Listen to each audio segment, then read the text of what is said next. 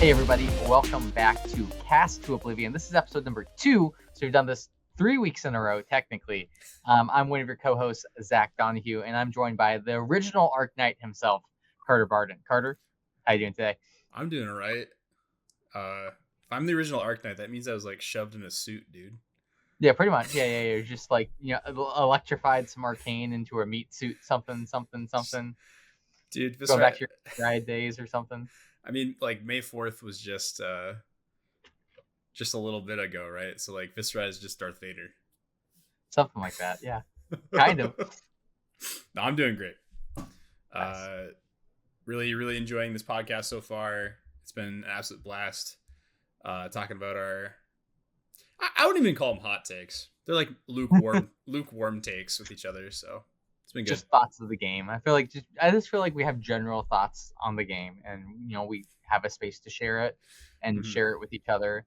And I think we both have unique perspectives on the game, but nothing that we say is completely just like you said, hot takes. It's just kind of this like how we feel about the game, certain things. Maybe some things are overpowered, other things are underpowered, but just being able to have that conversation as we go, it's fun. But yeah. So we got a couple weeks until Omens of the Third Age is out. So geez, mark the calendars. Oh yeah, pre-release is coming up. I think LSS just posted their pre-release like guide and like what's coming in the kit. So there's a Marvel in the pre-release kit, which is pretty cool. So extended people who've never opened a Marvel, that's a really cool opportunity for them to get that. Again, we get the cold foil suite equipment, like things we've seen before. I think LSS going to these kits that you can like actually buy feels so much more like it makes pre-release more than just like, oh, we showed up and we got some packs from this box that we can't necessarily buy, and maybe you hit something good, maybe you don't, but like it feels exciting when you open that kit and then it is that special package with kind of like the pre-release promos, the Marvels in there, the equipment, like I don't know, it's a cool time. Yeah, I mean, just in terms of logistics, right? It makes it easier for stores to sell their excess pre-release kits. You know what you're buying for it, like that's pretty cool. And then when you go to stuff like the world premiere and they hand you a pre-release kit for like a sealed event, it's so much easier for judges to pass it out instead of like, here's my huge box of boxes. Here's 8 packs. Yeah. Pass them on. It's so much easier to hand out. I think it was Super Slam that they started doing the actual pre-release boxes. I was able to go to Montreal for that, and it was a blast, honestly. But it was really cool having those boxes. And then there was also like the included 4 pieces of common cold foil equipment, which you had one for each slot, and they were all generic, so you never had like an empty slot going into a pre-release game, which was pretty sweet. And they're doing the same thing with these, so. I think it's generic equipment again, which is interesting because we know there's a lightning suite of equipment that we're not getting some of the lightning common equipment. But I don't know. It's prevent 1, which is like, okay, that's kind of what you want with generic equipment. If you don't get kind of like the piece that you're looking for with whatever hero you have, like I think again, as we've shifted to 8 packs in a pre-release and sealed and those type of events, I think it's gotten like that experience as a player has gotten a lot better, and this is just another step forward in that. Yes, absolutely. And we are heading into another sealed and draft environment with arcane damage being a very prevalent thing. So having 4 pieces of equipment that allow you to tap your hero, prevent the next 1 damage that be dealt to you against arcane damage is actually extremely prevalent. So I'm happy to see that, right? It's a little bit of a cushion at your sealed pre-release from just getting blown out because you didn't really open good equipment in your packs. So yeah, and it's like an improvement of what we saw from the Rosetta with the macro, where it's just like, hey, you can pitch into this as your arcane barrier, but once you do, it's gone. So it created a little micro game within itself, like when are you using the macro? So I think it's another lever LSS can pull for those type of events. And again, we haven't seen all the equipment, so maybe there is equipment that has arcane barrier stapled onto it. Like maybe not. Yeah, I could definitely see like Spell Void. Maybe I don't know. More like instant speed prevention, to be honest. I think putting any form of arcane barrier in a set where like the majority of cards are dealing some form of arcane, especially when you have heroes who don't have infinitely swinging weapons, can lead to fatigue, right? So Yeah. As far as I understand, I don't think any of the hero's weapons can infinitely swing, because Aurora's is the only one dealing physical damage, and that one is also dependent on you playing lightning Yeah. cards, I think. Yeah. So Asilios is just an amp, and then I think Ziggy it's like 2 is you arcane can or only something. activate. It's 2 arcane, but you have to be able to have a hollow counter move into the arena. So Yeah. and in order to do that, you need to activate Ziggy ability, which means you have to destroy it lightning flow. Yeah. So I think LSS has done a really good job of creating draft and sealed environments that play away from fatigue games. It forces you to engage in the game, and I think that's really, really, again, 8 packs, like all these other things that they've done over the past 2.5 years to create that environment has been very healthy, and it's also gonna be fun to draft in this set again. I remember the last time I was excited to draft. I think it was Rosetta was the last time I was excited to draft. It was the last time we saw Acilio as a draftable hero. I just figured out how to draft Acilio because no one else wanted to, and I did perfectly fine in Rosetta drafts. Don't ask me about my ProQuest Rosetta draft because it was a 10-person pod. It was just like things were just like I'm just like there were like 3 decent seats at most. Sounds like you had draft. a blast. That sounds I great. did. I had a blast drafting because drafting is fun, and then I looked at my deck and was like, "There's no way, like everyone had just garbage decks. Yeah. We're just like this sucks."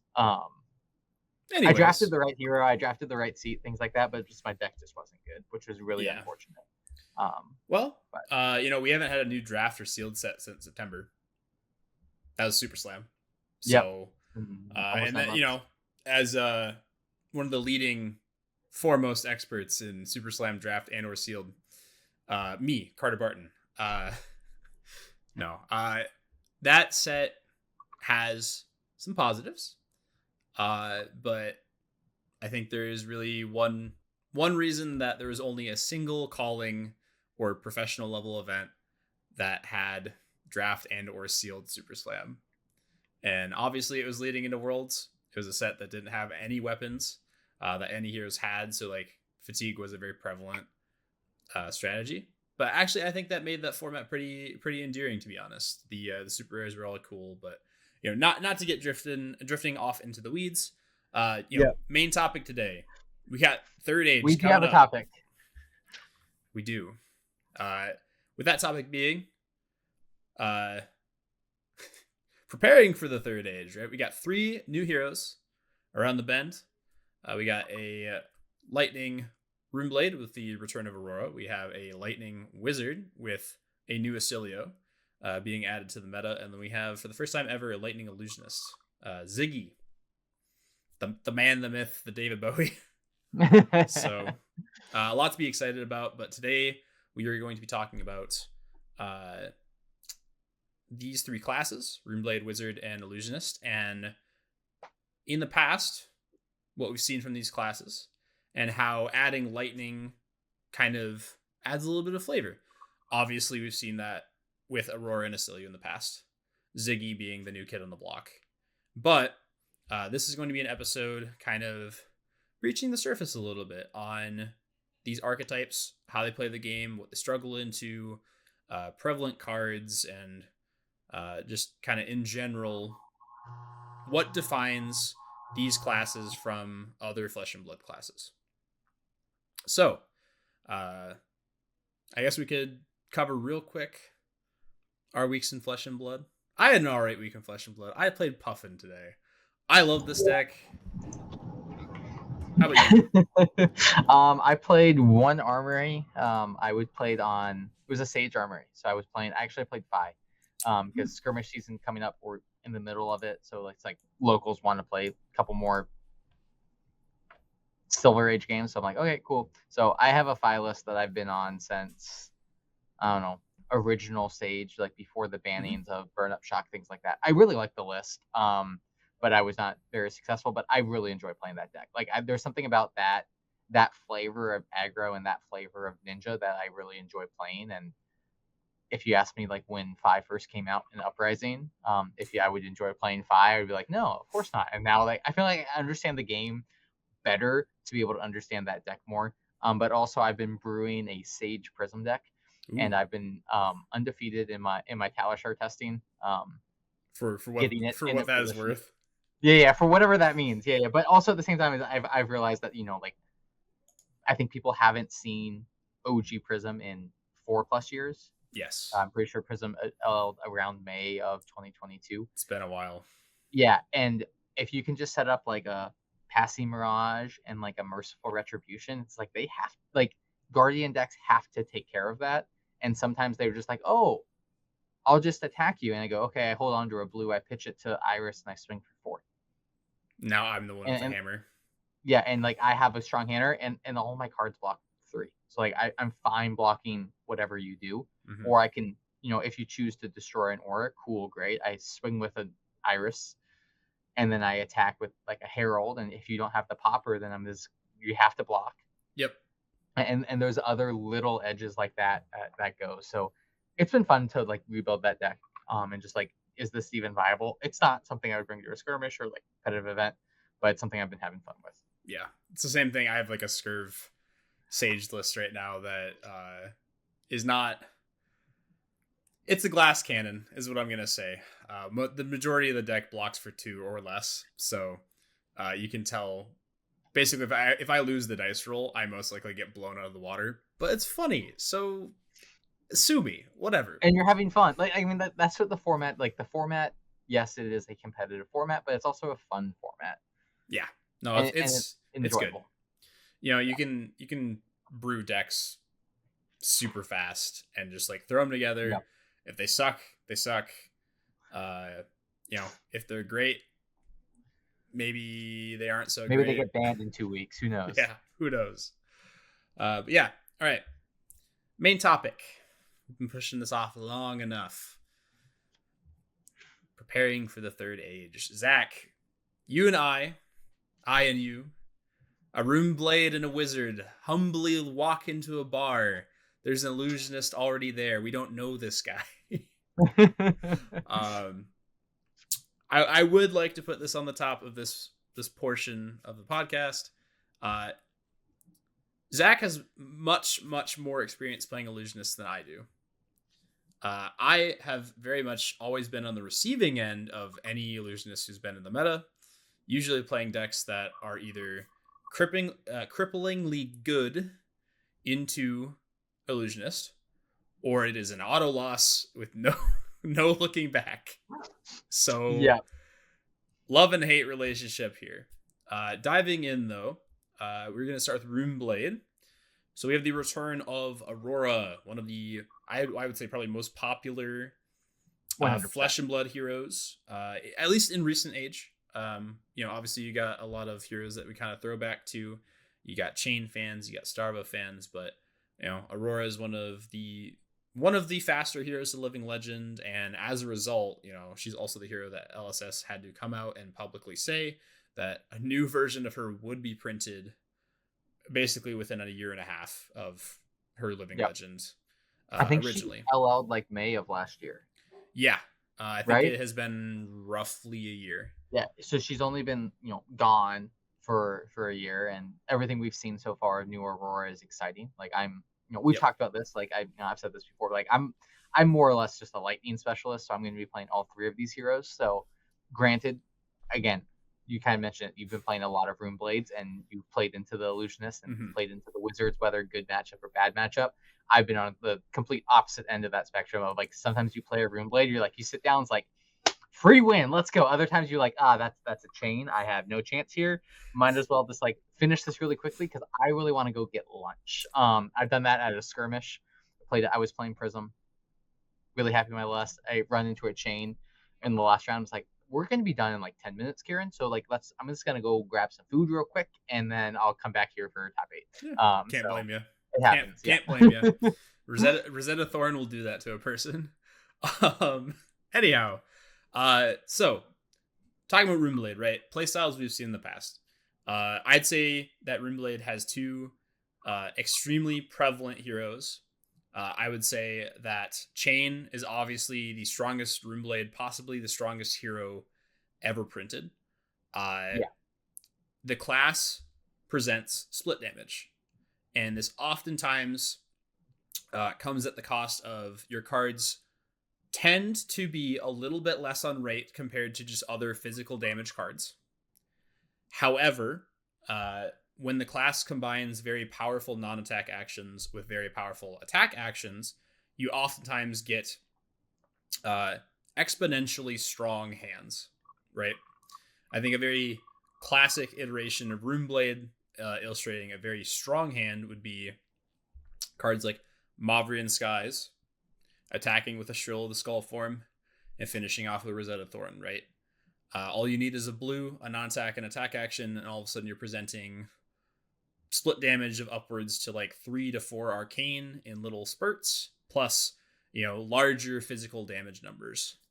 Runeblade definitely excels at presenting decks with a problem that they have to deal with before the game starts, which is like, okay, how much Arcane Barrier do I bring? Ooh. Do I bring 1 or do I bring 2, right? Because they're going to present Rune Chants, little pings of 1. But do I feel like this game is going to go long enough where I need the Arcane Barrier 2 to cover the very few cards that oftentimes finish games from very like lost game states? The number of times I've won a game off of Vexing Malice. Yep, I was about to mention that. Ooh. Well, when I first played against it, I was remember when my first game was against the Runeblade, and they played Vexy Malice, and it's like I can't prevent the 2. It was just like that frustrating like. And it's like, but like you learn those type of things. It's a good thing, I think, that there's not more cards like Vexy Malice.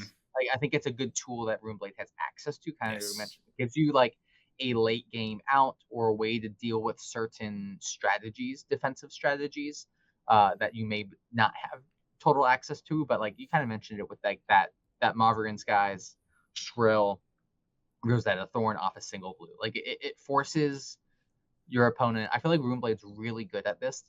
I feel like most Runeblades you can, adjust this statement as you want, or leaning aggro as decks. Mm-hmm. There are some that are more mid-range focused, Viscerai. There are some that are more like all-in, like combo version of an aggressive deck, like Vincent. But for the most part, they're going to be aggressive in what they try to do. And then you kind of talked about them being a little bit below rate, and that's sometimes you see like they're not going to be the best blocking hands. And I think sometimes you run into problems where you're just like, oh, my opponent's presenting a big number at me. I can block and then send something that's still effective on the offensive end, but you can't actually get the full block value that you want. So it forces you to make a decision as well. So there's some unique things you can do with Runeblade as a pilot that I feel like sometimes people just don't fully appreciate. Yep. Yeah, and obviously, Runeblade is strong at a very wide variety of things. It attacks the game with split damage. They have really annoying on-hits a lot of the time, whether that be like discard cards or extra arcane damage in the form of like creating extra rune chants. Obviously, we've seen a lot of very pushed Majestics in recent time. Succumb to Temptation would be one of the ones I would think of as just like an absolute backbreaking card where you can give something that on a hit, I get to look at your hand and just discard the best card in that scenario. Yeah. Seems pretty good. At the same time, though, while Runeblades definitely have pushed the meta a lot of the time, Runeblades are oftentimes also very prone to bricking hard. It just comes with the territory of playing a deck that tends to be, and obviously we're putting this in with an asterisk, tends to be 50% non-attack actions, 50% attack actions. Traditionally, those non-attacks block for 2. And if you ever draw a hand that's just 4 non-attack actions and you have full tempo, oftentimes you attack for 2 damage and you pass the turn. Yeah. And you can't get the full blocking value either because you're only blocking 2. Like, so it creates, I think like this is why I think did Chain ever run Skeleta? I don't remember. Maybe Chain did run it. Just because the card was so strong. Yeah, but I remember there were times when like that early, like I'm gonna call it early Everfest meta for the lack of a better term, way back, like 4.5 years ago. Like so, yes. If you've been playing the game a while, you probably remember this meta. But there were times when it was just like the Runeblade would do this huge, powerful thing, and then 2 turns later, they would do absolutely nothing, and the game would flip on an axis. And Yep. I think there's the highs and lows with being a Runeblade, and like you need to understand the math that's going on. And I think like Sonatas and some other cards like that get into the play style where you were drawing like 6 cards off a Sonata, off a Skeleta, things like that. Like Viscera was doing that, Chain was doing that, and it was these ways to create that offensive overlap. Now, Yes. was that healthy for the game? Probably Long not. term, no. In the moment, I think it was fine with like the power level of the game and things like that. But we've seen Runeblades ebb and flow in and out of the meta. Yes. Obviously, Chain, Aurora probably being 2 of the strongest Runeblades we've ever Yeah. seen. And even Viscera has always been yeah, around, I feel like. Viscerai at the end of his lifespan when he got access to like malicious Was a problem. incantations. I mean, he was one of the only heroes who could combat full power Zen, right? Like Yeah. that says something. And even Florian, Florian, I definitely think is like a little bit of he is a sleeper pick among S to A tier heroes in that like all Runeblades have traditionally been very strong, except for Vincent. But now, she's getting there.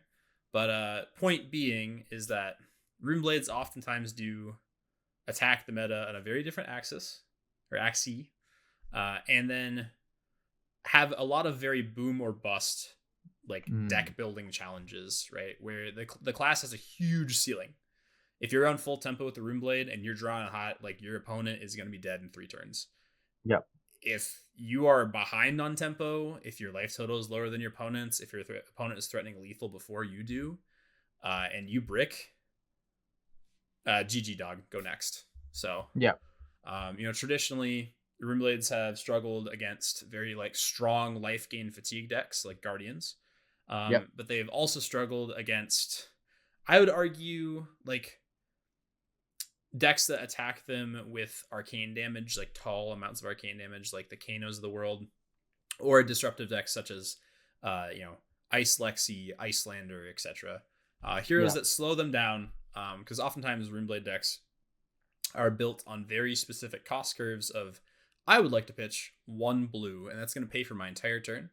In the moment that you give me a Frostbite or cause me to discard a card, is the moment that my deck kind of collapses. Yeah. So I think Runeblades too, they benefit from like almost having like the multiplicative damage thing yes, that like we'll talk about this with Wizards. They probably do it a little bit better as a class, but like again, we're talking about that like, Moss guys, give something go again. You make the rune chance off a Viscera trigger. On hit, you make some more rune chance, and then you finish with a weapon. And you're doing that off a single blue. So like we think about like a 4-card hand getting 12 value is good. Like a Runeblade 4-card hand could be 16, 17 value. yeah, Just on its floor. yep, And then the ceiling can be even higher for that. So I think like you said, like when you have those disruptive decks, we saw it with Oldhim, we saw it with Bravo to a degree, and then Starvo to a degree yep, as well. Just like that's why we had the Starvo Prism Chain Triangle way back in the Everfest meta. It's like those decks played off each other really well. So it's just like recognizing those little things there. I think Runeblade players too. You mentioned it's like understand like, hey, what happens when you brick?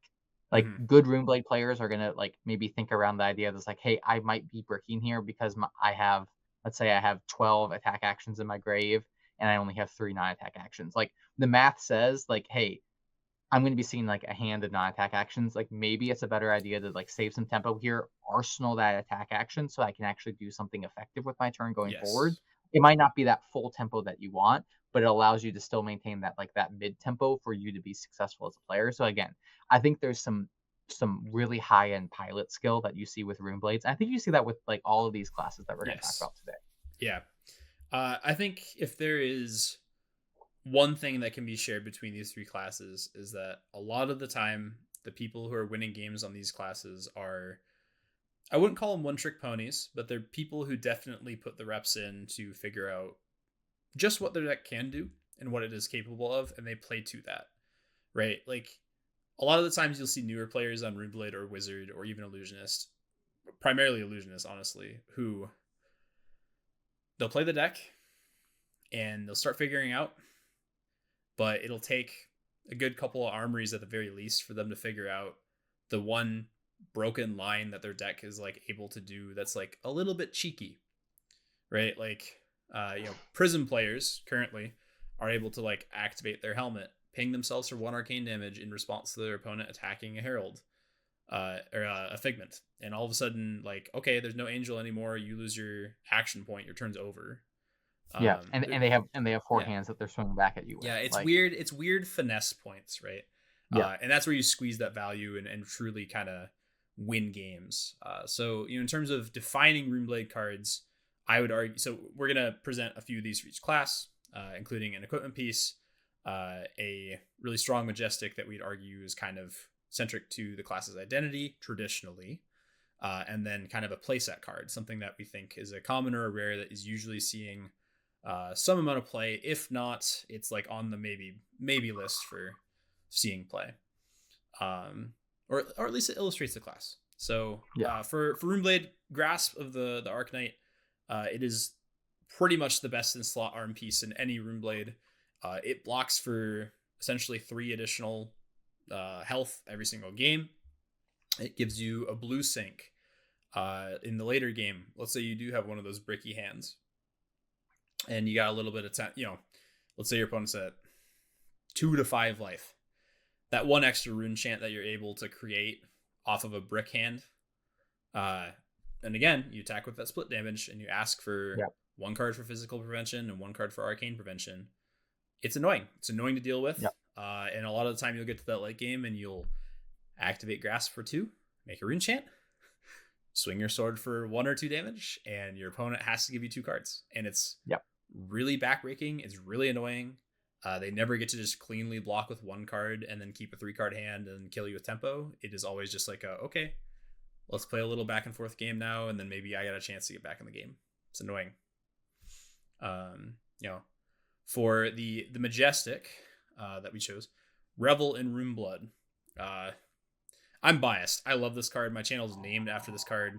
I've killed so many people with Revel in Runeblood, just in terms of 4 arcane damage, asking for an entire blue and an extra resource from your hand in order to take 0 damage from this card is so annoying. And also it requires you to play an attack action and non-attack action, which a lot of the time Runeblade decks are a mix of the 2. And then, Zach and I kind of talked about the playset card. And my argument was Shrill of the Skull Form. It is a card that benefits from auras, which all 3 of these decks kind of recently at least have played into, right? Like Wizard, not necessarily traditionally, but like they have the sigil packages now, so Acilio and Verdance have a little bit of it going on.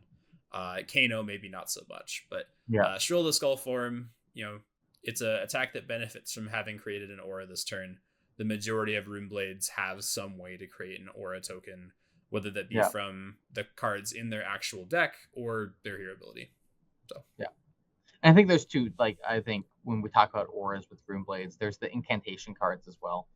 Again, ways, and I think we saw Viserai and now Vincent use those cards really effectively too. It's just like it's the way to kind of create that engine going. Vincent more so than Viserai. Viserai was just rune chant engine go, but Vincent being able to create that steady stream of rune chants to be able to get attack things out from banished and stuff like that as well. And I think Vincent probably paid for the Sins of Chain a little too much. But again, we've seen that deck now becoming strong, and again, it's all the things that we've talked about. It's difficult to play into, and the skill ceiling on that deck is probably, in my opinion, correct me if I'm wrong, Carter, it's the highest we've seen from a Runeblade. I mean, I think you can make a little bit of an argument for Chain specifically into fatigue matchups, just due to the fact that like pitch stacking with your shackles is just so pivotal to whether or not you're going to win the game. But I'd argue that Vincent into fatigue matchups is actually harder to do. I believe that. I don't know. Chain, you just count 4 and then the number of shackles you have, and then 4 and then the number of shackles you have plus 1, and you just keep going, right? Like 4, 5, 4, 6, 4, 7, etc., etc. Vincent, you aren't seeing your whole deck in 5 turns or whatever.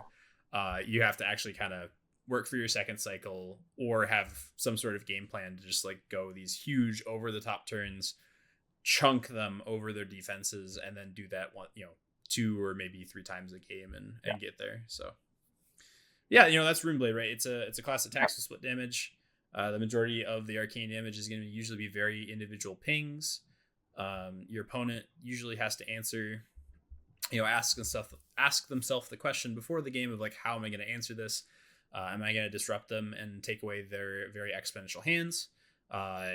Do I have on hits that cripple their deck? Like stuff like Erase Face, which removes Runeblade as a typing for cards, which oftentimes can screw over strategy. I know like Viscerai hated Erase Face. Or do I have stuff like Frostbites that cause them to play off their curve? Moving on, we have Wizard, Mr. Yep. I'm Mr. the Donahue. Wizard expert here. But so Wizards are, for the most part, they're the instant speed shenanigans class, whether that be Kano, Blaze, Icelander, and then we've seen it with Verdance and Acilio as the 2 newer ones. But they're doing, as opposed to like the Runeblades doing the little pings of Arcane, whether that be off ping 1 Arcane or the rune chants themselves that ping 1 Arcane, they're sending like a single source big Arcane. So we saw this a lot with like combo late game Kano of, you send a Wildfire for 6, and then that 6, let's say 4 gets through, and then you're going to send something else off the top, and then you kind of just string together those big Arcanes going that way. We saw it a little bit with Icelander more so doing the instant speed of, I'm going to play an ice card out on your turn, and it's going to disrupt you, and maybe it chips, or it takes away resources, or it does these other types of things. So it changes the way that all these heroes use the instant speed windows to change how the game is interacted with. It's kind of what the Wizard class as a whole does. There's we can talk about design philosophies of Wizards. There's the Battle Mage philosophy. There's the Oops All Arcane philosophy. Like, I think at its core, I don't think Kano was ever designed as an all Arcane deck. If you look at some of the cards from Arcane Rising when Kano came out, cards like Rifting that allowed you to play non-attack actions at instant speed and things like that. I think that was kind of more of the play style of being able to, use the hero ability to send things out, chip damage, using attack actions to allow you to, maybe sneak in extra not sources of go again, but sources of action points. Was kind of what Wizard was designed to do. But, we've seen that change.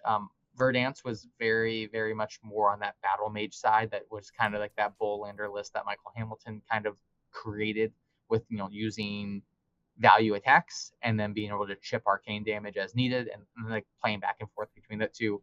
And then all of these heroes, Acilio being the one exception, though it's probably going to change with new Acilio, using Stormstriders to set up that kill range of 9, if not greater. Kano obviously could kill from 32 without really trying.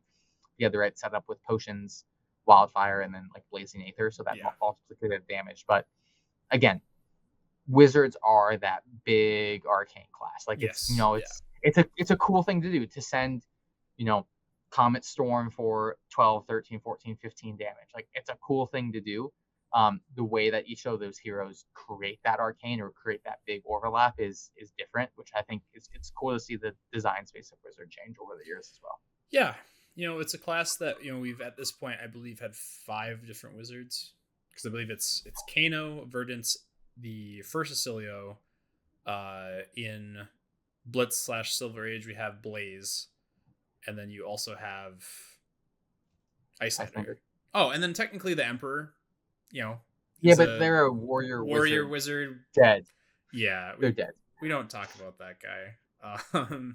I remember I played a Blitz ProQuest Plus or something like that, and like I ran into an Emperor and I had like no AB because I was just like flat out. I think Kano was banned at the time, and Icelander I'm pretty sure was banned at the time. So I'm like, I don't respect Wizard. I don't have to do this. It was just like the weirdest game of Flesh and Blood I've ever played, because they're just trying to set up like doing a Striders thing, but like it's hard for them to do that when your deck is all reds and you have to like pay things for stuff. But very funny, honestly. Yeah, which deck is, I don't know, I think illustrates one of Wizard's biggest weaknesses as a class. A lot of the time, Wizard struggles into decks that just kind of present consistent amounts of damage.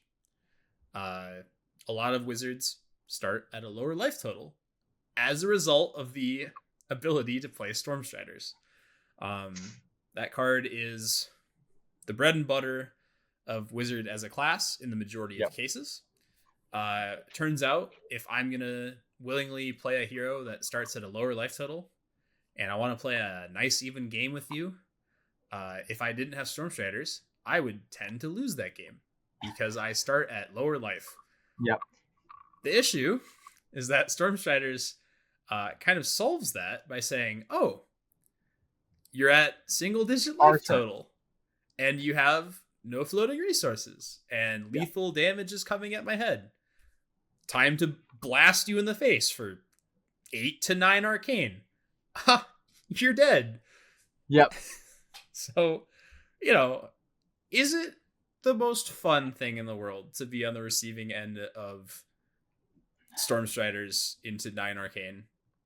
No. I mean, I think when it was Verdance and Icelander, I'm going to say no. But, I feel like Kano, specific versions of Kano, like pitch stack version of Kano, where you were setting up tomes and Gaze the Ages and things like that, where you kind of created the combo yourself and then you got there and you kind of earned it. I think that was fun to interact with. I've watched some very good Kanos navigate a new matchup or things like that and how that comes together. I think, sometimes you play the wizard and you're like, well, I'm going to threaten you. And if you have it, you have it. Mm-hmm. And it's like that game of chicken, which sometimes is great, sometimes isn't. But I think Acilio to a degree fixed that because, Acilio, yes, does get access to Stormstriders, but Acilio uses Lightning Greaves because that plays into the amp game plan, which plays into the Surge cards, which plays into his whole thing, which is great, his whole identity as a hero. But also at the same time, you have access to a 0-cost shock, which means that you can send that, play a Sigil, play some other things, respond with Bullsar, and then you're sending the shock in for 6 on your opponent's turn. Mm-hmm. That kind of sucks. I did kill a Katsu from 10 once on their turn with a shock. Oof. Flash of Brilliance, bounce back a Sigil of Brilliance, play that Sigil of Brilliance again, do a bunch of other shenanigans. Yeah, it's kind of cool. I'll pass. Yeah, thanks. Yeah. But again, those higher levels I think is harder to find. So I think there needs to be a balance of how much damage should the wizard be able to do on your turn to kill you, versus oops, I don't have any resources. They have the thing. I'm dead. Mm-hmm. And that's I think what makes wizard such a polarizing class. I think that's what made Kano such a polarizing hero. Is yes, there were certain metas where pitch stack Kano or tempo Kano, whatever you want to call it, was a strong deck, but it required a high skill ceiling to play. And that was cool. And I think that was good. And they found ways to win games. I think there's sometimes the problematic thing of it's just well, they have 2 energy potions out. They have a wildfire at Arsenal. I have no resources. They have 4 blues in hand. You just kind of lose that. That's very uninteractive. Yes. And that's the thing, again, right? Is Wizard... I think Wizard is one of the classes in the game that asks both you and your opponent to play the play style.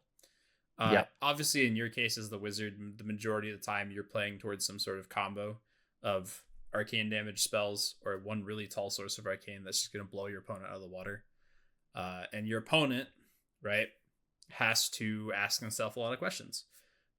Do I prevent damage early so that they have to combo me harder?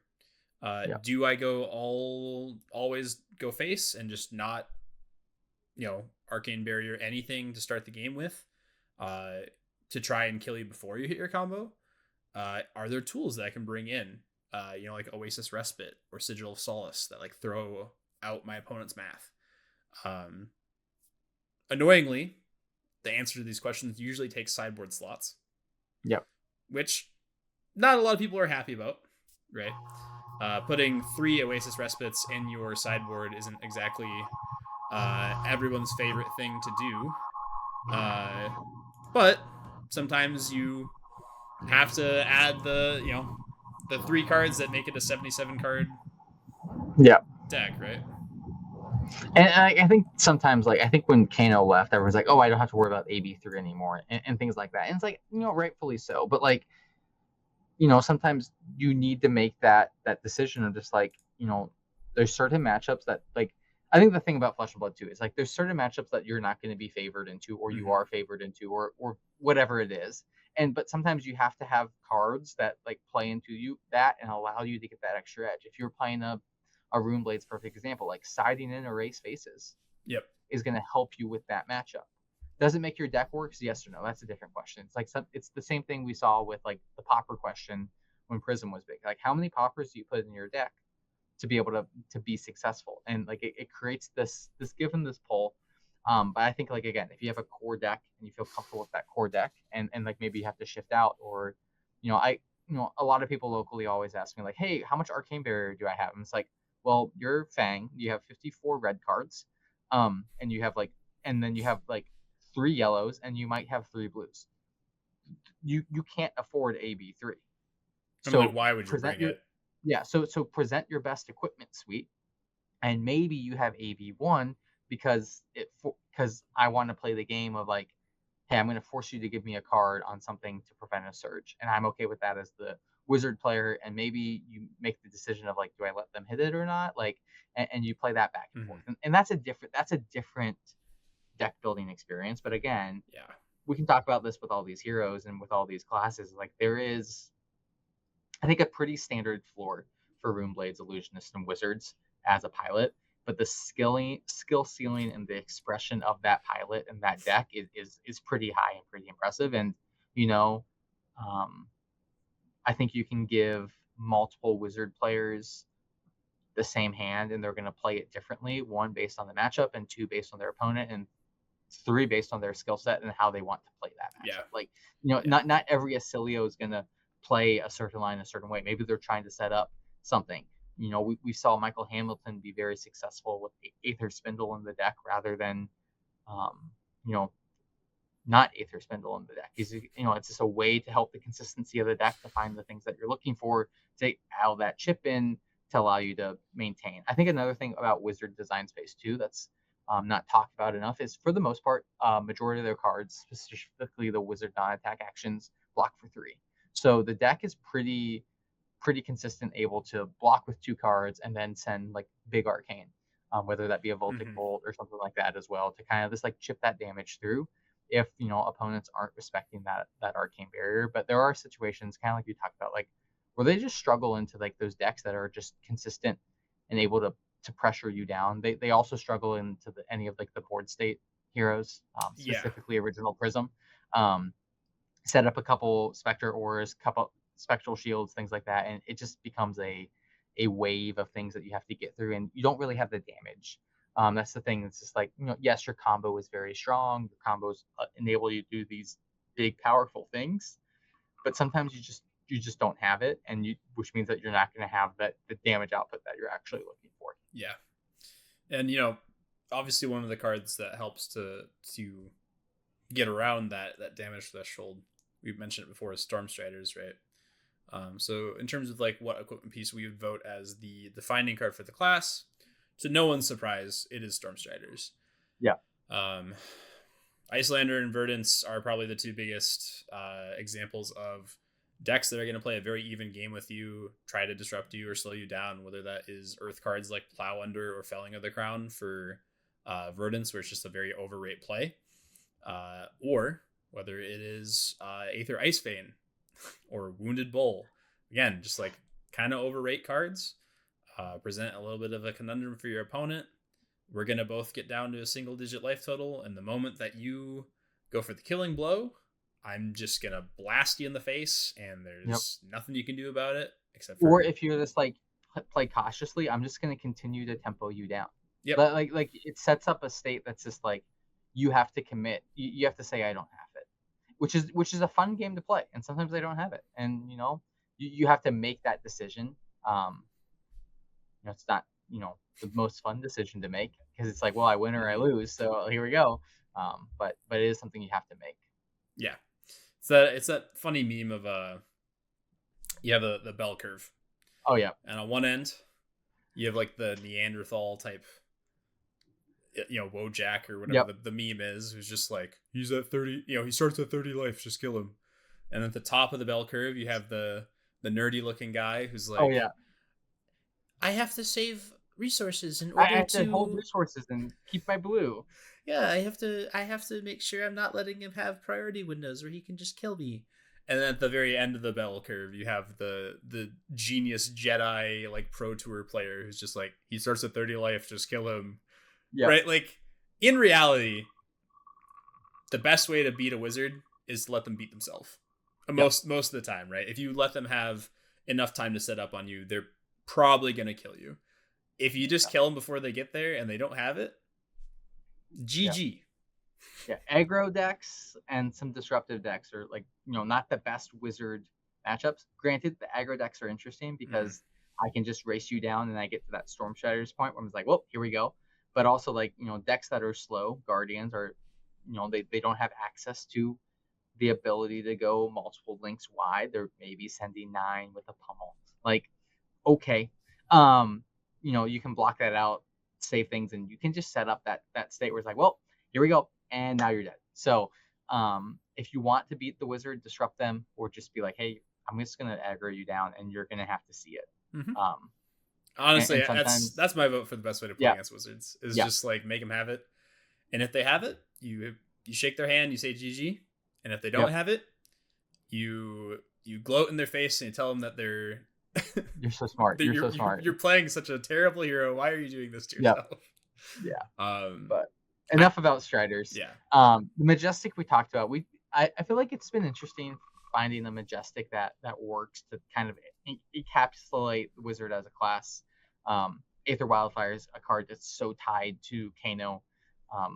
Verdance, she played Felling of the Crown. That was her big M. But like we talked about it in like Gaze of the Ages. It's if you've played another wizard non-attack action, you have it come back to your hand, and then you get to opt 2, and then you can use it to pitch. So it plays into that like playing at instant speed, things that wizards want to do. It's a quintessential wizard card, regardless of if it's being played a lot in current wizard lists. It was played a lot in original Blaze in Blitz, Yep. Which I think kind of tells you like the power and the synergistic ways that hero interacted with. But and then rounding off our list, the playset card are kind of like generic good card is Emeritus Scolding. The reds and the blues, obviously. Blue was a card you could put in your arsenal as Icelander and then play out on your opponent's turn, and it gets that bonus 2 damage if it's played on your opponent's turn. Waning Moon, and then you can Storm Strider something else out as well. So it created reach for Icelander. It's a card that says I do above rate damage on my opponent's turn, which like wizard cards for the most part are 2 for 5s rather than 2 for 6s. So like again, you're operating on that lower damage threshold curve. So it's like understanding and playing around with those type of things, and being able to do something on an opponent's turn is something that's what wizards do. It's inherently wizard. Yeah. And speaking of classes that do things on their opponent's turn, great. Moving on to the next class. Yeah. Illusionists, right? Which maybe they do a lot of things. Maybe don't do it as much as wizards, but they definitely have cards within their archetype that are able to be played on their opponent's turn. Yeah. Illusionists are, hey, besides Necromancer now, Illusionists are the board state deck of the game. Yeah. They want to play Magic the Gathering. I want to play creatures and enchantments and artifacts.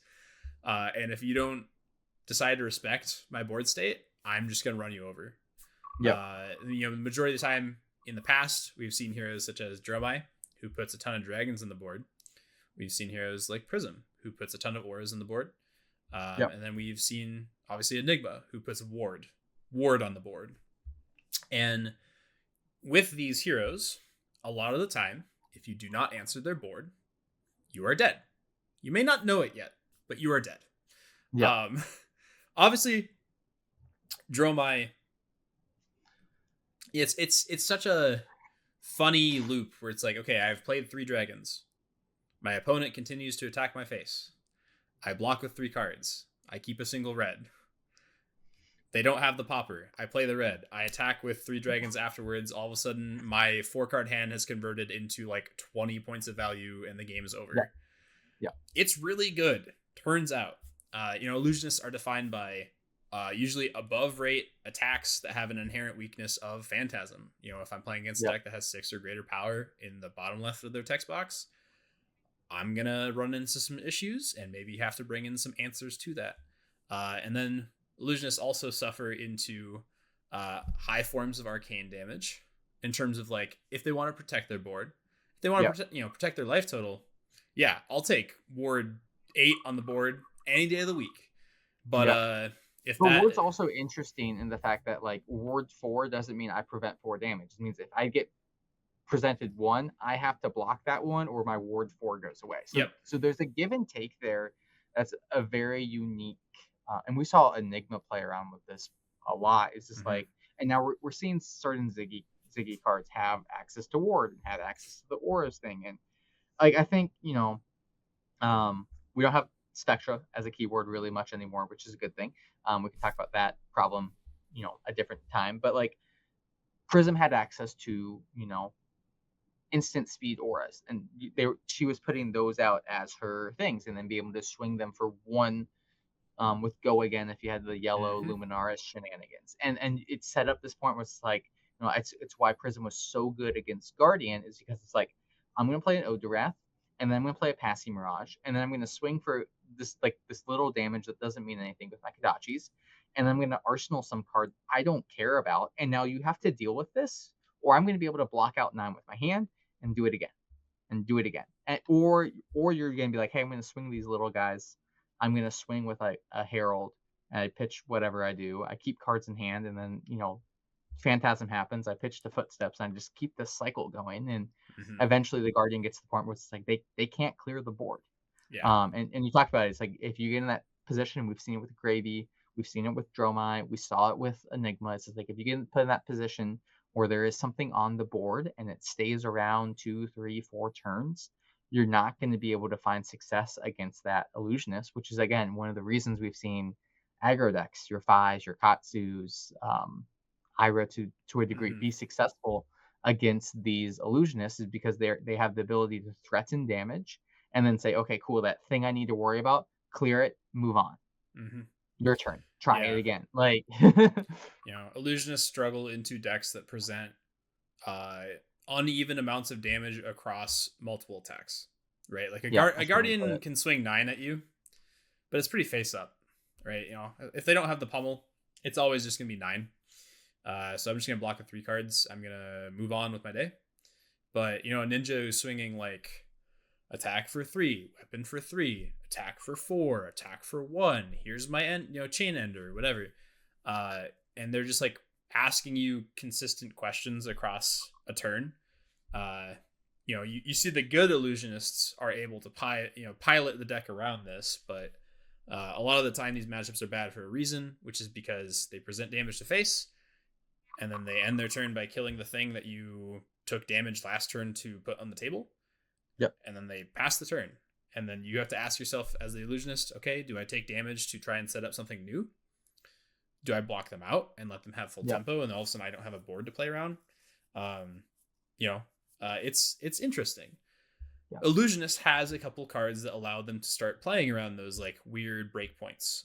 Phantasmal Footsteps. It also allows them. Well, I was gonna say Footsteps is something that they can play around, but they also get access to tools that allow them to kind of just like interact with their board state on certain levels. Like Footsteps allows them to interact with like the negative, the negative downsides of Phantasm. It's like I throw a Herald, and the Guardian goes, okay, I block this with a single card. And then you pitch into Footsteps and you can swing something again. So it's a way to kind of like regain action points and do other things like that as well. But sometimes, it's just like it's the tools that they have available to them. But we saw the same thing with Enigma. We saw the same thing with Dromais. It's like they have other tools available in their what's it called? Arsenal. Arsenal. Yeah, well, not their specific arsenal, but in their arsenal, in their toolbox, to allow them to kind of work around these things. Like we saw Enigma would sometimes like take huge amounts of damage, and then they would set up Ward 12 on the board, and then they would be swinging that, and then they would be like, you have to like damage me, or I just say, okay, cool, I'm comfortable with this hand, I can set up another Ward 8 and swing that out, so like the life total never gets like threatened and defeated, especially against those like mid-range or non-aggro decks. Yeah, because bringing up Phantasmal Footsteps as like a class-defining card, on one end into decks that have those 6 or greater attacks, yeah, it refunds your action point, and that's exactly what you want. On the other end, into decks like ninjas, where they're sometimes attacking you for like 1, maybe 2 sometimes. And a lot of the time when you have those cards to play on your opponent's turn, you have an extra resource. Being able to convert that resource to defensive value is just good. For attack, for the majestic, that kind of illustrates what the class wants to do. Zach and I decided to like Phantasmaclasm as a 3 for 9. I get to look at your hand. I get to take your popper. It's so above rate. But if I look at your hand and you have two 6 or greater attack actions, and I take one of them. Well, I'm not going to take one of them. I'm going to say, okay, cool. I'm going to take your resource card at that point. Yeah, right. It forces this mind game situation of like, okay, you're going to pop me. Cool. I'll make you make that decision. I'm taking a resource card. I'm taking there's other interactions that are going on there, which I think is incredibly, again, we've talked about it. We'll talk about it again. Leads to a high skill ceiling for the pilot. And I think that's what makes these classes unique in this game. Yes, there's high skill ceilings for all heroes in Flesh and Blood, but I feel like these 3, because they interact on that other axis, it gets seen more. Yes. Yeah, and then talking about cards that are very prevalent, you'd have Passing Mirage is it is an answer to your inherent weakness, and it asks your opponent the question of, do you want to take an action point on your turn and destroy my aura, which is removing Phantasm from my first attack every turn, or do you want to try and fight through it? And that's like always the question that Illusionist is asking is, do you answer the board and let me have a hand? Or do you attack my face and risk getting punished because all of a sudden the board starts running away with the game? Very annoying to deal with on the opponent's side, but very rewarding as a player to figure out how to make it work and win games off of it, right? Like bad prisms are, I feel bad for them, right? Because they're playing a deck that inherently has such a low floor. But if you play it at a even mediocre level, your deck can do some absolutely busted stuff that just like completely ends games. And I think it also like you get to do unique things. Like you can play at instant speed. You can respond to certain activations and things like that as well, which is unique. And I think another thing about, we've talked about it, but we haven't like specifically said it. Like I feel like a lot of people think because of Dromai and because of New Prism, so current Prism, playing out allies, they think Illusionist is allies. And Illusionists, yes, they do create allies, but also at the same time, they're creating auras that are going to generate value and create a board state. So Illusionists aren't necessarily the ally class. I feel like a lot of people just be like, oh, Ziggy's going to have allies because Ziggy's an Illusionist. It's like, well, no. Like Ziggy, from what we've seen so far, is going to be dealing with auras, which means that, cards like Passing Mirage that you mentioned, or kind of going back to like old school Prism archetype or Enigma, or right, or Enigma, like using these ward auras in a certain way. So like there's a lot of variety in like what does the board state look like for all of these heroes, which again is another tool, another lever available for some of these heroes. And rounding off this whole nightmare of split damage classes with board state mechanics and instant speed kills, and asking your opponent like a bunch of different questions that a lot of other classes don't ask. You have the lightning talent getting thrown into this. We've seen it with Aurora. We've seen it with Acilio. We are about to see it with Ziggy. What the heck is like, what is the lightning talent? Zach, well, I think Zach, would you talent, like to? I think originally, I think you can attack this multiple different ways. I think originally Tales of Aria lightning talent was kind of focused on this idea of go again. Whether that be the Lexi hero flip, making embodiment of lightning, making embodiment of lightnings by playing non-attack actions off Briar, which wasn't really thematic to playing lightning cards. But we saw with the fuse mechanic, if you fuse with a lightning card, things get go again. Mm-hmm. And Twine Lightning being the big example there. But I think as the class has evolved, as the talent has evolved, we've seen a lot more of Lightning is doing things at instant speed. So whether that be like a Lightning Press or a Blast to Oblivion of like when you play a instant, you can bounce these type of things. So I think we're seeing more and more of this instant speed interaction. Lightning fast, instant speed things there, playing off that from a word play, for the lack of a better way to describe it, interacting in that way. So I think it'll be interesting to see how we weave the lightning talent into these heroes. We've seen it with Acilio, with the amp mechanic and being able to amp to very high levels to get these surge hits, Etchings of Arcana, Mind Warp to trigger. We've seen it with Aurora, Arc Lightning, with the pings off of Arcane and her being able to utilize Lightning Press. I feel like I keep bringing up that card just because I feel so. It's an EA common. Like the card is very thematic to Lightning as a whole, and we're gonna see it again with Ziggy as well. Just how that looks like, not entirely sure, but there are tools available, and it's again that deck I think is going to be one that's going to be really interesting to see how it plays out and it is developed as we see more and more cards from the set get spoiled. Yeah, because when I think of Lightning, I think of action point generation. I think of cards that are better played than they are blocked with. I think of instant speed being a thing, and I think of Pings of Arcane. Like those are like the four things that when I think of the Lightning talent, those are the cards I expect to see.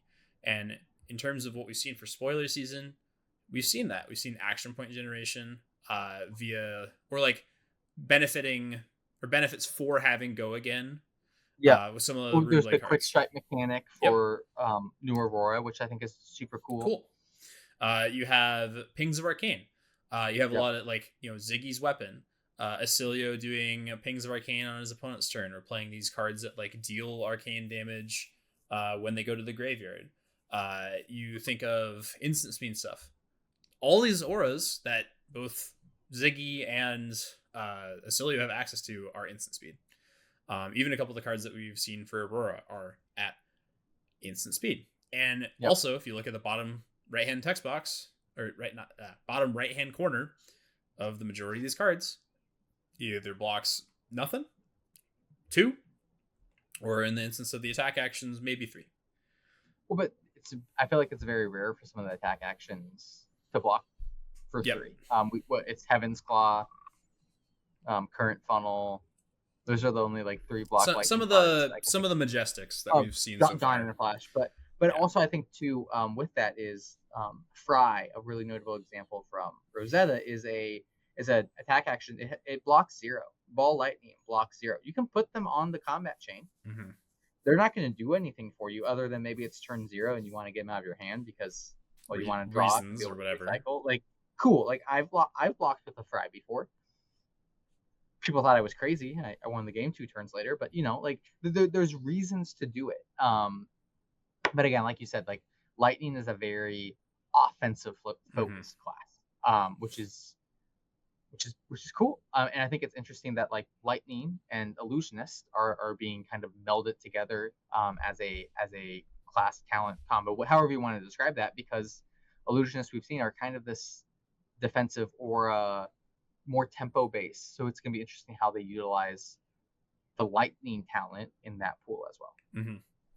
At this point, it's still very early days to see whether or not Ziggy is going to be very like offensive oriented, or if he's going to be able to play like kind of a word game plan and build a little pillow fort for himself and get incremental values. So I think it's very exciting.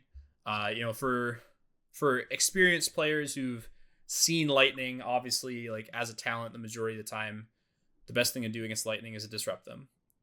You got your Erase Faces, you got your Frostbites, you got any sort of effect that affects the hand or causes them to discard a card, any sort of card that taxes them for resources. You saw old Aurora was a deck of all 0 for 4s, and everything costs 0, and the only time I'm ever swinging my weapon is when I have my Tunic counter on 3, and maybe like turn 0. One of the 3, 3 blues in my deck or whatever.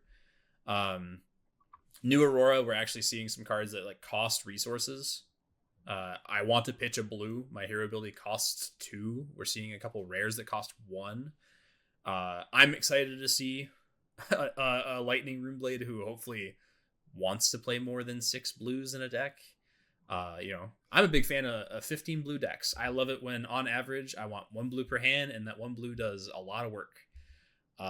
Sometimes you draw 4 reds, and you have to block because the hand sucks. But I like a little bit more, boom or bust with my Runeblades. You want the interaction. Yeah. Like Old Aurora is just so boring.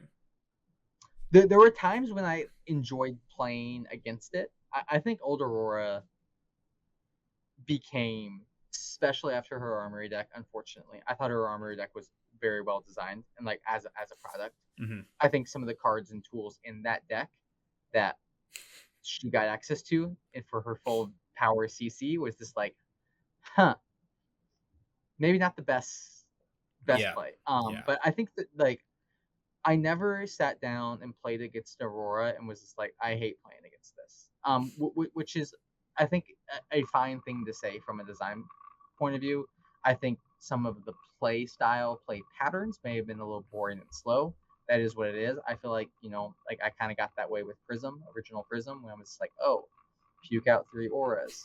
I eventually kill you. Okay, let's waste 45 minutes of our time for me to just whittle you down damage-wise. Like, I think Flesh and Blood has evolved past that, which is good. Kind of like what you're saying. Like, we're seeing more. Like, I think the 0-for-4 decks are fading from this game. I think pitchless decks aren't going to necessarily fade, but I think 0-for-4 decks are. That's a different conversation we can have, because I think Vincent is a pitchless deck, but she's not a 0-for-4 deck. So, correct. There's that conversation in there. Yeah, and part of that comes from the fact that the only ice hero that we have in the meta who can give frostbites right now is Jarl. And every build I've seen of Jarl, the only thing that you're giving frostbites with is the shield that blocks and gives a frostbite. So well, there's the new like elemental cards from Compendium. If you pitch, but again, at the same time, it's just like Jarl has shifted into this like mid-range aggro build. Well, so Jarl's not even doing, or just like, oh, I need ice cards so I can fuse my open ult. Yeah, like I like Jarl. I think Jarl's a cool design. I'm just not excited with what the deck has been produced currently, at least. I don't know. It's like maybe if that deck gets good, I'll pick it up. But I'm very excited about this set. We've talked about this, I know, a bunch since it was like spoiled. It's like, ooh, a Silhio, ooh, Aurora, Ziggy. Like, okay, like, dude, I was like, for me, this is a perfect set to, like, I don't know, I'm re-energized about Fab, which is pretty cool. Yeah, if you had asked me at the beginning of this year, or I guess like maybe the end of last year, if I had expected to see a 3 Lightning hero set, so I wouldn't say close, because like Rosetta, almost 2 years ago. It's almost 2 years ago, right? But yeah, if you told me we get like 3 Lightning heroes in the same set, I was fully expecting. Here's my hot take about what this set was gonna be. I thought we were gonna get Aurora back, so Lightning Runeblade, and I thought we were gonna get a Ice Wizard, and then I thought we were gonna have a dual Elemental Ranger to replace Lexi. So they would share the Lightning and Ice pool, and I thought that would be a cool way to design a set.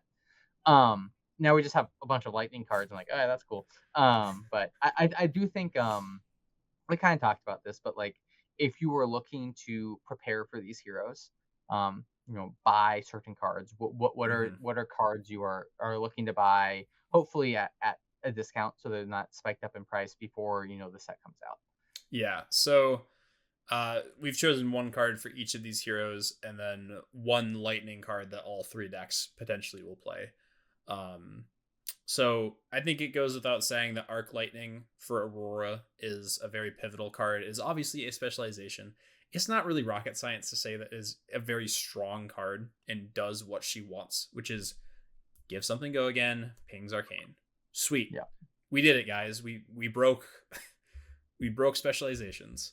But like, this card is just so pivotal to the game plan, especially with the new keyword, where we want our attacks to have go again. It just fits right in. It is very, very much a defining card within that deck. Yeah. And then for Illusionist, we talked about this. Because it's looking like Ziggy's going a little bit more aura focused. Illusionists as a whole usually just kind of focus on their talent class combo. So the Lightning Illusionist we haven't seen enough of. But if you're looking at generic Illusionist card, Mirage Metamorph, being able to play that, if it gets popped, you can then flash in, like, let's say the Majestic Flicker reality, whatever that's called. You can then have 2 of that, which is a really strong thing to have. So it's, again, one of those tools available to Ziggy. So again, I think that's what Ziggy's going to do. Is I think Ziggy's going to kind of have a toolbox combo focused game plan thing, which will be, again, it's really hard to tell what Ziggy's going to be. We can kind of figure out Aurora. We can kind of figure out Acilio. But and then Acilio, I think Strike Twice. It's the Lightning Wizard card from Compendium. It looks really, really good in Rainbow Foil. But it's if you've done arcane damage, you can play it at instant speed. So it kind of does the wizard thing, but it also does Acilio, for the most part, is leaning more towards that heavier arcane focus than what we've seen with, like, the Gone and a Flash combo Acilio, or however you want to describe what current Acilio is. So again, it's ways to kind of leak in additional action points and additional arcane damage as you go, and then there's other unique things that are going to come up. So Strike Twice is a card I'm very excited for.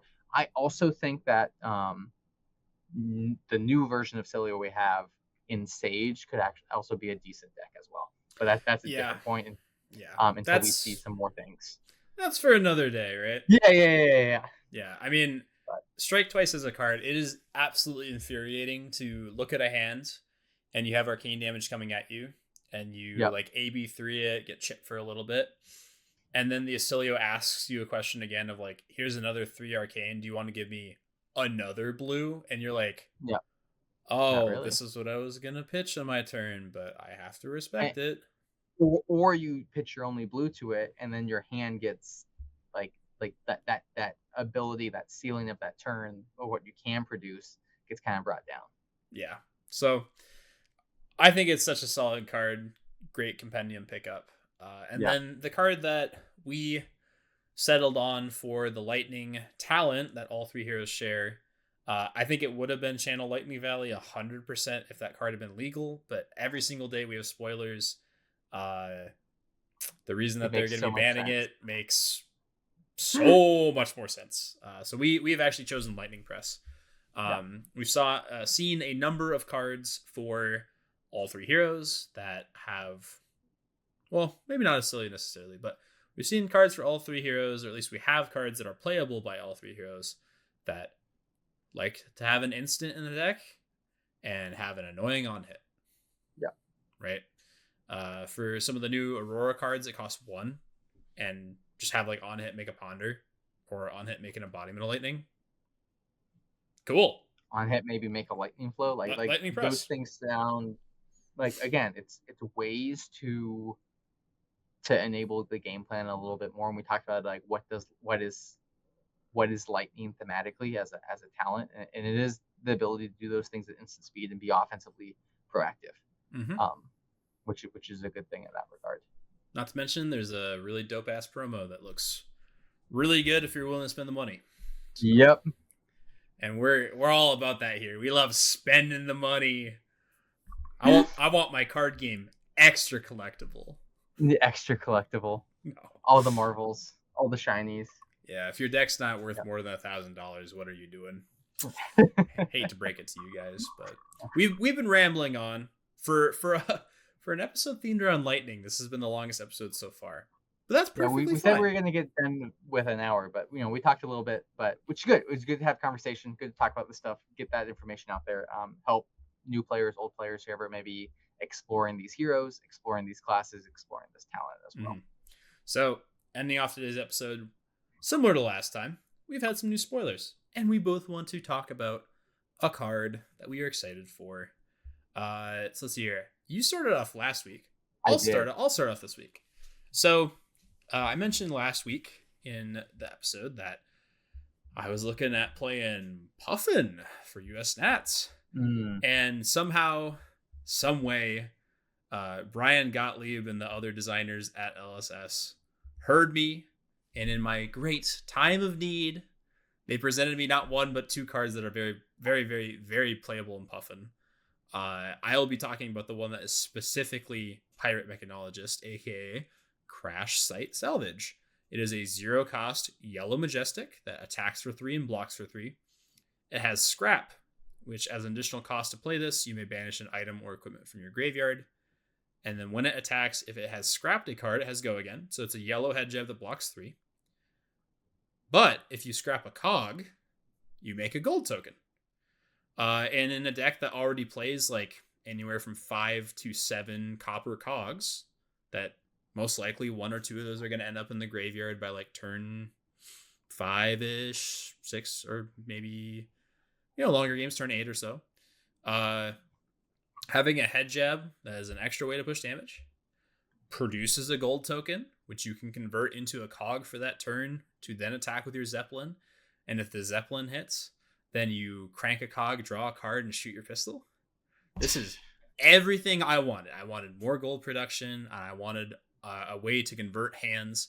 And this is exactly what the doctor ordered. This is essentially, to me, a better soup up with a little asterisk of you need to have played a little bit of a game to make this card not just a block 3, right?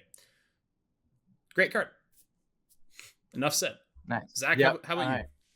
I'm going to go with the generic Ominous Excavation.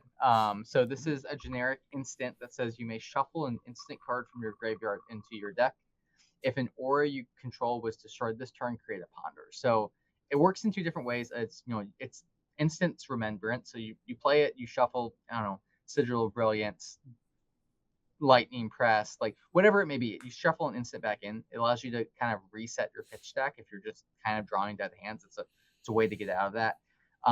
But if you have an aura destroyed at the start of your turn, something left or whatever it may be, you can create a ponder, which again allows you to kind of like refresh your hand at the end of the turn and make sure you set an arsenal, which is pretty strong in that regard as well. So like it works in multiple fronts. I think it's gonna be like a fun card to play around with in limited. I'm not sure like where it fits in from a deck building point of view, but like it's a card I'm definitely excited about because you can cycle instants and sigils back into your deck or whatever it may be. So like there's potentials there. It's also a rare, which I think is it's like okay cool, like maybe this is a card that you can play in Silver Age if you're playing a deck like Aurora and you have like a sigil of Voltaris in your grave and you just want to cycle it on back, and it gives you like an end game combo. So that's exciting, and I think like also like all this ponder generation is super interesting. It's like, what are we going to do with all these ponders? So that's going to be an exciting puzzle to figure out. We can ponder about that one. Yeah, I just find it funny that you can loop this card with itself. Yeah, that's funny. Is it good? No.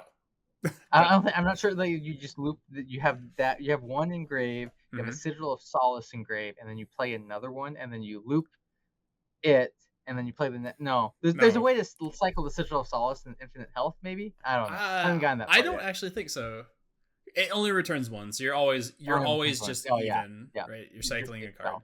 But it's like if I play one and get the ponder, and then the next turn, like I don't know, draw whatever. Yeah, it's whatever. And also because it's an instant, you can play it on your opponent's turn, and then you have a ponder coming into your turn, so you can do like so. There's an interesting thing with like how the ponder operates. Well, with the new cards we've seen. With the new cards specifically, and then there's also like the legendary helmet that pay 1, make ponder, draw a card, or crack a ponder, right? Yeah. So no, it's cool. Ton of exciting new cards around the corner. We'll be sure to cover these in our set review, which I believe spoiler season ends probably like a week, 15th or 16th. Is it? I thought it was the 22nd. Isn't okay? World premiere is the 22nd. Yeah, I thought spoiler season ended like the week before world premiere. No, and then we'll get the remaining cards on the 22nd with most likely like people playing games on the live stream that weekend. So right, because we have the pre-release show thing. Yep. Yeah. So we'll have that, so we can talk about each class, the heroes, kind of like some more play arounds, those type of things, and then going from there. Yep.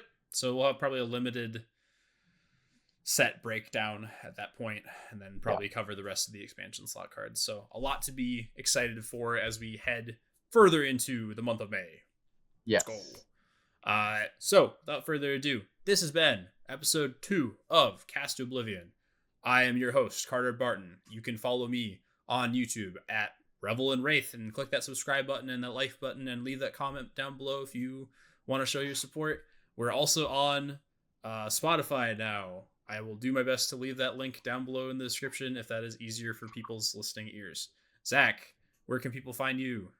I'm Sigil of Something on YouTube. You can find me there. I'll be posting a little bit more like academic thought experiments on the game of Flesh and Blood and how it relates to the sports that I played and things like that as well. So fun things that I get to do and explore with that channel. But drop some comments if you have questions for us. We'd love to answer them.